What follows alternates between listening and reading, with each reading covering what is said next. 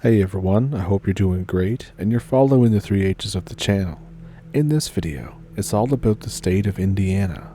Now before I made this video, I kind of only knew Indiana as the home of the Indiana Pacers and the Hoosier State, but it turns out there's a lot of creepy stuff going on there too. So if that sounds like something you're interested in, pull up a stump with me and let's get into it. Thank you for watching. This encounter took place in the winter of 2016 in Daviess County, Indiana. It was around 8 o'clock and very dark outside. I was feeding my goats. The goat shed was about 300 yards away from my home. To get to the shed, I had to cross 2 small fields and walk along a narrow path through the woods. These woods border an Indiana Naval facility. After I finished, I began to walk back. I had crossed one field and was about halfway through the narrow path when I started to hear rustling in the underbrush. All I had with me was my little flashlight that only shone about 10 feet in front of me. I was almost to the end of the path when I spotted something. It was on all fours with a bony frame, elongated limbs, and pale skin. While the first part of that description sounds kind of generic, it did seem to have a long and highly flexible neck.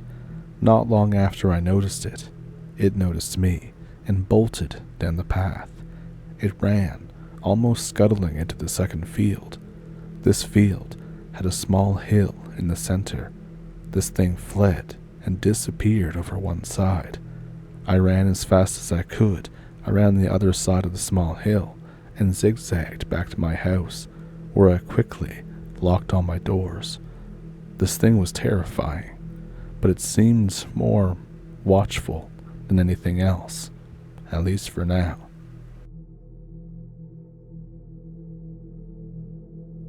About 7 years ago, I had a strange encounter with, well, I don't really know what. It was in Corydon, Indiana, in the summer of 2017. My wife, now ex-wife, and I had heard stories of the legend of Lickford Bridge and decided to check it out for ourselves. Story goes that back in the day, the man who used to own the land would take his workers to the bridge and end their life, basically. He would do stuff to their throats, dump their bodies into the river below. In more modern times, after the house was renovated, along with the bridge, a father ended the lives of his young family and buried them under the porch before ending his own life on the bridge. There's apparently police records from the time, and you can see where it appears the porch of the house has been dug up. So it was around 1 a.m. when we decided to go. It was a humid and rather hot summer night, and we were driving with the windows down in a black car. As we turned down Lickford Road to go to the bridge, which was fairly far back in the boonies, it began to get colder. By the time we arrived at the bridge, it was cold enough to see your breath. After crossing the bridge, we noticed what had to have been thousands of fireflies in the trees. It looked like Christmas lights.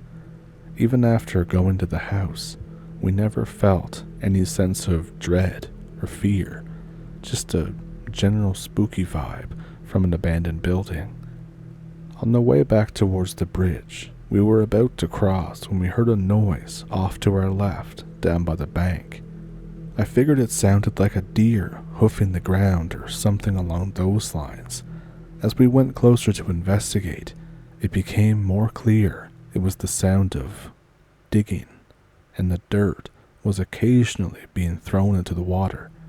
When I shined my flashlight down the bank, we saw what appeared to be a person in a squatting position, rapidly throwing dirt over their shoulder while digging. Upon closer inspection, the figure was pale white and seemingly emaciated. As my light traveled up its back and came closer to its head, it stopped digging, and its head shot up quickly. As it briefly turned around to face us, all I remember was seeing sunken, black eyes. We then made a break for the car.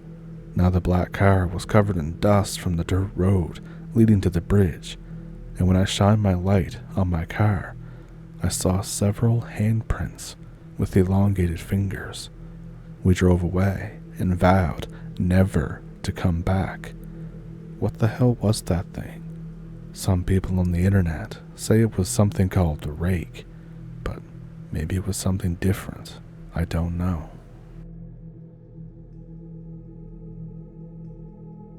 So this is a personal experience that I would like to never go through ever again. When I was 19, I was living in a not-so-good small town in Indiana. I was taking late evening classes at community college. It was about an hour away. It was during the summer semester. With travel time, normally I wouldn't get home until around 11:30 p.m. My mom was working the graveyard shift most nights, and this was also 2 hours away. Her money was pretty tight. Sometimes she would miss the phone bill or the water bill every now and then. All of my friends had moved away the previous fall. Same for anyone that I knew that I could get weed or alcohol, especially since I was only 19. So this particular night, and in general, I was very bored. I fell into a routine where I would get home from class, make dinner, go to the family room, plop my ass down in front of the TV with dinner, and do homework. Usually I would watch something on Comedy Central, or some show like that, until the paid advertising came on. Then I played video games in my room until my mom got home around 7. This one particular night, I get home and follow the routine as usual. I was working on an assignment I know I can crank out in about an hour and munching on chicken tenders. And as I'm doing this, I suddenly blank out. I wake up on the floor, facing the TV, feeling like I had just come out of the deepest sleep of my life. I don't even remember feeling that tired or even wanting to fall asleep. I know it can't be too late either, because the late showing of the Colbert Report was on. Before I move a muscle to get up, I notice 3 things. 1. My sweet but lazy as hell dog is letting out this prolonged, threatening growl. He was old and slept about 23.5 hours a day, barely managed to exert the effort to eat and poop most days. I never heard him growl or get defensive in any other situation until the day he died. 2. I could see the reflection of the patio door glass behind me on the TV screen. Mom was fanatical about making sure that all the drapes and blinds were closed when she wasn't home. I think she was paranoid about my dad spying on her after the divorce was finalized, and I know that that was closed whenever I sat down to eat anyways. And 3, the hair on the back of my neck is standing at full attention, and I get the feeling that someone is standing behind me, glaring a hole into the back of my head. It's very difficult to describe the feeling, but it's like if someone managed to weaponize a glare with projected, unholy anger, dread, and unbridled hatred. Kind of like the feeling of like 300 Karens from HR put together. The feeling was terrifyingly overwhelming. Slowly, I get up and turn around. There's nothing. I turn on the deck lights. There's nothing. I go try to settle my dog down, but he's not having any of it. I'm thinking that maybe he saw a raccoon up against the glass or something. I decide to have caffeine to wake myself up. I head into the kitchen and I realize that all of the curtains and blinds are wide open. The whole house. This freaks me out. All of that stuff was definitely closed when I got in. I grab the largest knife I can find, pump myself up, and start clearing rooms with some shitty bravado. I'm trying to come across like I'm a big strong man, that I'm going to take out whatever is in the house, but really I'm terrified. I check all the locks, close all the drapes and blinds, and I still find nothing. I can hear my dog still going in the living room. I yell for him to be quiet. I grab my drink and realize that I hadn't closed the patio door curtains yet. As I walk over close to them, I nearly jump out of my skin when I see this girl standing on the back deck. She couldn't have been more than 12 or 13 years old, and I didn't recognize her as any of the neighbor kids, especially the ones that like to pull pranks. She had ripped jeans, a gray and black hoodie, dark hair, very pale skin, a baseball cap pulled down over the top portion of her face. The rest of her visible face was twisted into a heavy scowl. I had this overwhelming feeling from when I was on the floor that returned in full force. She walks up to the door, really rigidly, with her arms locked at her sides.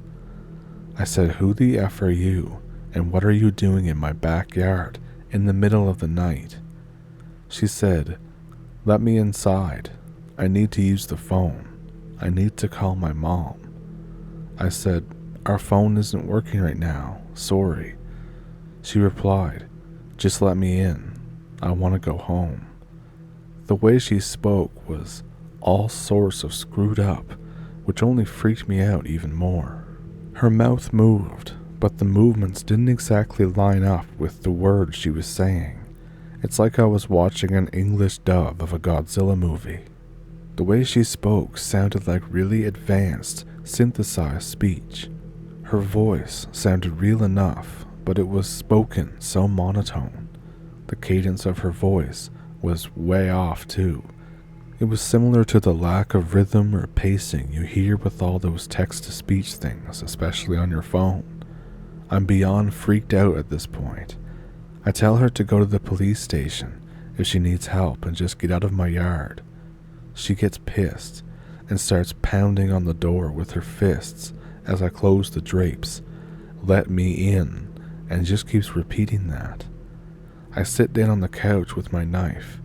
My brain is going 1,000 miles a minute, thinking about how there might be a real possibility that I have to defend myself against a rabid child. The pounding on the door goes on for about 15 minutes, before it suddenly stops. I hear the shuffle of feet all along the rear wall of the house, and mumbling. It keeps going back and forth, and back and forth. And then there's this loud-ass roaring sound that comes from the backyard. Think of the MGM lion, but it's pitched way down. And then silence. I peek outside. She's gone. The dog has stopped barking and lays back down, exhausted. I try to rationalize everything that's happened in the span of the last half hour, while my heart tries its best to beat its way out of my chest. I don't move from the couch until my mom gets home hours later. I try to explain what the hell happened, but she cuts me off to argue and yell at me when I mention the blinds are being open and blaming it on me. Time goes on, and that night fades into the back of my mind. 5 years later, my girlfriend and I are sending each other links to creepy videos on the internet. She links me to some page with a bunch of weird stories. It was there that I learned about black-eyed kids. I proceeded to shit my pants for the first time in my adult life and sleep with the lights on for a month. I make it a habit to keep my blinds closed well before dark now and stay away from any uncovered windows. I swear the experience scarred me. This is something horrifying that happened to me when I was 14, and it still affects me in some way to today. So as I said, I was 14. I was staying with my great-grandmother because my mom wanted to visit. My grandma lives in Bloomington, Indiana. Everything is spooky if you don't live near the town. And of course, as you can imagine, she doesn't live near the town. My grandfather built the house that he lives in with my grandmother around 1950. By the time that all of this stuff started happening, it had deteriorated quite a bit, especially the basement. Anyways, I was in town with my uncle, who took me to see Signs. Yes, the M. Night Shyamalan movie, that one. We saw the movie, everything was fine. As soon as we get back to my grandmother's house, though, I started connecting things that I saw in the movie to her property. Her property has a large field in the back, which has a decent amount of corn, enough to get lost in, and it's just woods and forest after that. But as the night progresses, everyone settles in and everyone starts to get sleepy. My mom decides that she wants to sleep in my uncle's room on the spare bed that's in there, and I end up alone in their living room with this huge black fireplace right next to me. The only area that I could sleep was right next to the fireplace. The room was full of dated furniture that was old and very uncomfortable. I'm pretty scared besides this big-ass fireplace. I can't see the back of it, and it's wide open. There's no cinder gate on it. Eventually, I do fall asleep because I'm exhausted. I wake up sometime in the middle of the night, around 2 a.m. I get up to get a glass of water from the kitchen. In the kitchen, there's the back door, which leads to the porch. The back door is locked. I checked, but the basement door is slightly ajar, and it's locked from inside the house. It's locked from the inside of the house because the cellar door outside is broken at the hinge. I'm spooked out of my mind.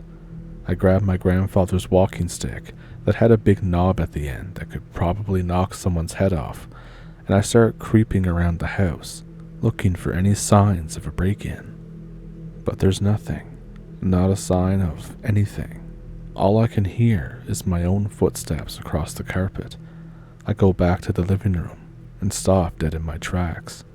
Before I left, I threw my blanket off of me to the right, which is away from the fireplace. Instead, the blanket looks like it's been pulled toward the fireplace in sort of a triangle shape, and there's a little bit of ash and soot at the very edge. I sort of do a little hop because I'm so terrified at seeing that I turn around and go back into the kitchen. I get about halfway there, and I hear a sound, the sound of bare feet running across linoleum. You all know the sound. There's only one room that has linoleum, and that's the kitchen. I nope back down the adjacent hallway to my left, which splits off into my uncle's room on the left and my grandparents' on the right. I knock on my uncle's door because his closet is where the guns are. There's no answer. I knock again, but no answer. I feel the worst feeling that I have ever felt in my life creeping at my back. The feeling of someone walking behind you and the rush of air as they pass. I spin around and I just swing. But there's nothing there. Nothing at all. I walk so slow that a snail would have lapped me. Back into the dining room and stare into the kitchen. My heart explodes into my throat. The table has been moved, sort of knocked out of the way, like somebody had bumped into it. I then remember that there's an old rifle with a bayonet in it in the closet where the bedrooms are. I grab that thing so swiftly, and I hold it like a spear and walk into the kitchen. The back door has curtains over the window. They're messed up and pushed to one side. I ran up to the door and checked to see if it was locked. It was. I didn't look through the window because I was already spooked enough and was not prepared if something was on the other side. I looked over to the side and I fell down. I was so terrified. The basement door was now wide open. I didn't want to go down there, but I had to make sure that whatever or whoever was there wasn't there anymore. Tears ran down my eyes the closer I got to the bottom of the stairs. It's not dark down there. My grandparents always keep the lights on in the basement because the foundation is cracked down there and they've tripped before. I see the stairs that lead to the cellar door, and holy effing shit weasels, the cellar door is wide open now. I bolt from the stairs that led down to the basement to the cellar door and jump outside. There's no one in sight. I turn around and look back down in the cellar, feeling a little bit better. The wind picks up, and I can't hear much over the trees and the corn. And then I see something sort of pale at the bottom of the stairs, sort of like wooden columns that hold ceilings up. The problem is, they aren't that close to the stairs, Nor are they pale in this house. All the columns are painted black. I get a little closer back to the door. I blink once, maybe twice, and they're gone. They're gone. What the hell? I'm sweating bullets, but for some reason, I feel more angry than scared this time. I sneak around back to see if I can catch whoever is coming out the back door, because I figure that they're trying to leave. No one comes, so I go back to the cellar door and look down, but this time, the lights are a bit dimmer. I say screw it, I'm fast. I can run up the stairs before he even knows I'm down there with him. So I do that. I run and I jump down to the bottom of the stairs, into the cellar, and slide down on my ass. Right in front of the stairs, I start running on all fours up to them. The stairs have spaces, and in between the steps you can see behind them. Also, to the right of the stairs, my grandfather built a little workshop where he did projects. There's a space behind it where all the pipes run for the plumbing. Through the slats, I see the pale thing start creeping out from behind the workshop. I stand up and bolt it up the stairs. I turn around to see where the thing is before I shut the door, but I can only see whatever it is from about the middle of the calf up to around the middle of its back. I close the door some more. I'm still peeking because I want to see it. I don't know why. I know it isn't right, and my body just won't listen to me. Right before I shut the door, I see its face, but it doesn't really have one. Just a head, no features, just a bald, empty, pale head. It has ears though, or ear holes, I guess. It makes a noise at me, which sounds like a large tree moaning before it topples over. I shut the door completely and lock both locks. I put the trash can, a sack of potatoes, all the chairs, and everything else heavy in front of the door. I do the same for the back door. I fix the curtains. Then I remember the blanket in the living room. It was moved toward the fireplace. I ran as fast as I could to the fireplace. It's one of those gas-ignited ones. I light it up. I don't hear anything, just the silence. I jump behind the chair in the corner and bring the bayonet. I sit there, behind the chair, all night with the lights on until my body puts me to sleep. I wake up and I can hear talking. I hear, must have been a deer or something. I get up and I go to the back door. Everyone is standing on the porch looking out. The grass is all tore up and the patio furniture is all across the yard, but not too far. I know that it was that thing. No one even mentions the stuff against the doors. It all seems to be back where it was though. I smiled, but I don't know why. Maybe I was so scared I couldn't even cry. I told my uncle what happened. He just said the movie had scared me too much. Maybe it did. Maybe it didn't. I don't know. I'll never know. I'm not going back. I never have. It's been decades since then.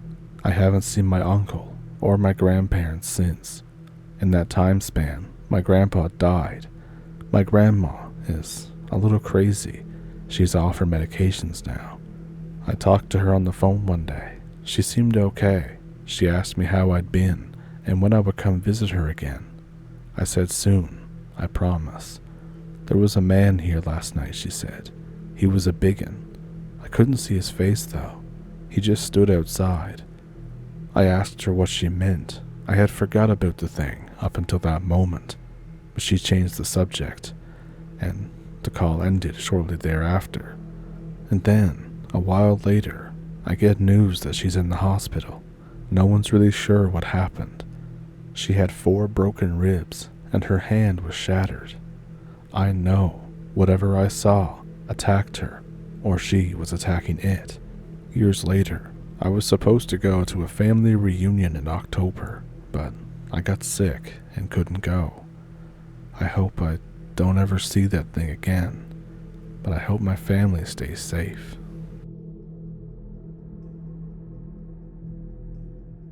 So, as it turns out, there is a lot more going on in Indiana than meets the eye. Did one of those encounters stick out to you? If so, let me know which one it was down in the comments. Do you have an encounter of your own? Not necessarily from Indiana, but in general. I have an email in the description below that you can send it to if you'd like to. Also down there is a PayPal and a Patreon if you would like to support the channel that way. And super thanks here on YouTube. But with that, I think I will thank you for watching, and I'll see you in the next one. Thank you for pulling up a stump with me, and thank you for watching. Have a good week, and I'll see you Friday.